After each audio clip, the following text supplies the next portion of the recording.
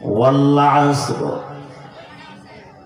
আল্লাহ পাক বান্দাদেরকে লক্ষ্য করিয়া বললেন ওয়াল আসর, এমন একটা সময়ের কসম আল্লাহ পাক খাইলেন, এমন একটা সময়ের কসম আল্লাহ পাকে বললেন ওয়াল আসর। এমন একটা সময় বলে, এটা কেমন সময়? আল্লাহ রাব্বুল আলামিন বলেছেন এটা আসরের নামাজের একটা সময়, বিকেল বেলার একটা সময়। আল্লাহ পাক এই কসম খেয়ে বললেন ইন্নাল ইনসানা লাফি খুসর, পৃথিবীর জমিনে মানুষগুলি ক্ষতিগ্রস্তের মধ্যে পড়ে আছে। বলে কোন মানুষগুলি ক্ষতিগ্রস্তের মধ্যে পড়ে আছে? আল্লাহ পাক বলেন বান্দা, যারা আল্লাহ পাকের হুকুম তাদের ভিতরে নাই, শুধু এই দুনিয়া নিয়ে ব্যস্ত, চাকরি নিয়ে ব্যস্ত, ব্যবসা নিয়ে ব্যস্ত, পরিবার পরিজন নিয়ে ব্যস্ত। কিন্তু আল্লাহ পাক বলেন বান্দা, তোমাকে এত মহব্বত করে আমি আল্লাহ পাক তোমাকে বানাইলাম, কিন্তু তুমি দুনিয়ার মহব্বতে পড়িয়া আমি আল্লাহ তাআলাকে ভুলে গেলা। আমরা ভুলে গেছি আল্লাহ তাআলাকে, কারণ আমরা এই পৃথিবীতে একসময় ছিলাম না, আমাদের কোনো অস্তিত্বই ছিল না। এই জন্য আল্লাহ পাক বলেন কাইফা তাকফুরুনা বিল্লাহ ওয়া কুনতুম আমওয়াতান ফাহইয়াকুম সুম্মা ইউমীতুকুম সুম্মা ইউহয়ীকুম সুম্মা ইলাইহি তুরজাউন। আল্লাহ পাক বলেন বান্দা, তুমি দুনিয়ার জমিনে তোমাকে আমি আল্লাহ পাক পাঠাইলাম, তোমার কোনো অস্তিত্ব ছিল না, তুমি কোনো মানুষ বলতে তুমি কোনো গণ্য ছিল না। এই যে আমরা মানুষ হয়েছে এটা আল্লাহ তাআলার হুকুম, আমরা আমাদের পিতা মাতা যারা আছে এটা আল্লাহ তাআলার হুকুম। এই জন্য আল্লাহ বলেন কাইফা তাকফুরুনা বিল্লাহ, আমি আল্লাহ তাআলা তোমাদেরকে সূরত দান করলাম, তুমি মানুষ হিসেবে কোনো পরিগণিত ছিল না, আমার কোনো অস্তিত্ব ছিল না, আমি মৃত মানুষ ছিলাম।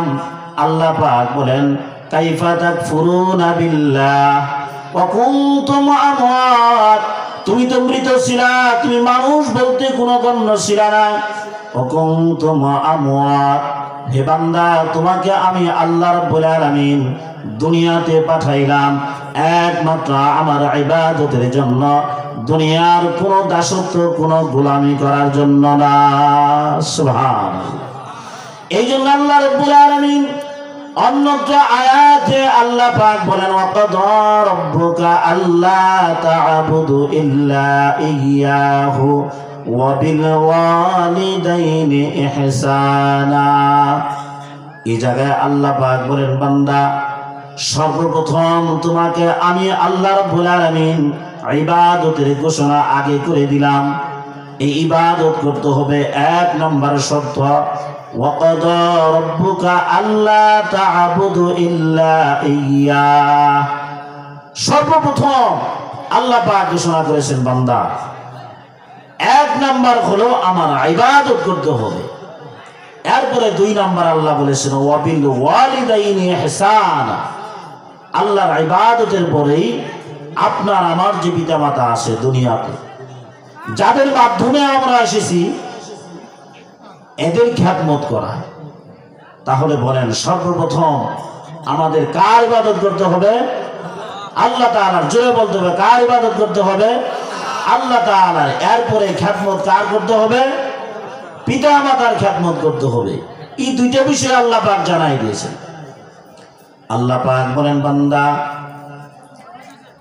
ইল্লাল্লাযীনা আমানু ওয়া আমিলুস সালিহাত, দুনিয়ার জমিনে ওই মানুষগুলি ক্ষতিগ্রস্তের মধ্যে নয়। বলে কোন মানুষগুলি?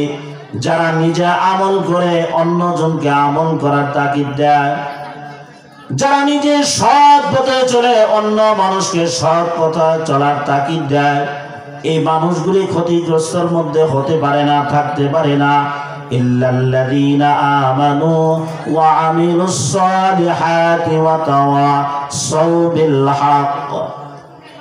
আল্লাহ পাক বলেন বান্দা, যারা সৎ পথে চলে এবং আমল করে এরা হলো দুনিয়ার জমিনে শ্রেষ্ঠ বান্দা। সুবহানাল্লাহ। এরাই হলো দুনিয়ার জমিনের শ্রেষ্ঠ বান্দা। আল্লাহ রাব্বুল আলামিন কোরআন হাকিমে অন্যত্র আয়াতে বান্দাদেরকে ডাক দিয়ে বলেন, ইয়া আইয়ুহাল ইনসান মা গররাকা বিরাব্বিকাল কারীম।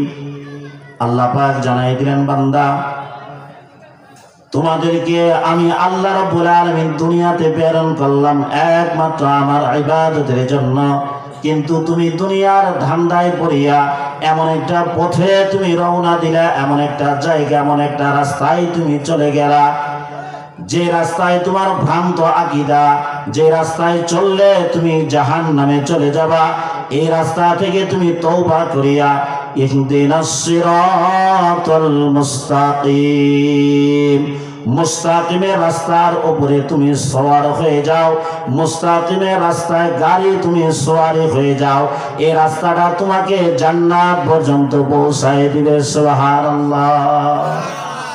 সিরাতুল মুস্তাকিম, এই রাস্তাটা হলো আল্লাহ তাআলার জান্নাতের রাস্তা। ওই রাস্তায় কারা ছিল? বলে আদম নবী থেকে শুরু করিয়া বিশ্ব নবী পর্যন্ত এই রাস্তার মধ্যে অটল ছিল। বলে নবীজি শুধু নয়, নবীজির সাহাবীরাও অটল ছিল সিরাতে মুস্তাকিমের রাস্তা। সাহাবী নয়, শুধু তাবেঈ তারা ছিল, তাবেঈ এরাও ছিল এই রাস্তার উপরে। কিন্তু দুনিয়ার জামানা, এই পৃথিবীতে অনেক মানুষ আছে, আল্লাহর ওলি যারা আছে দুনিয়ার জমিনে, এরাও এই রাস্তার উপরে অটল ছিল। বলে কেমন অটল ছিল?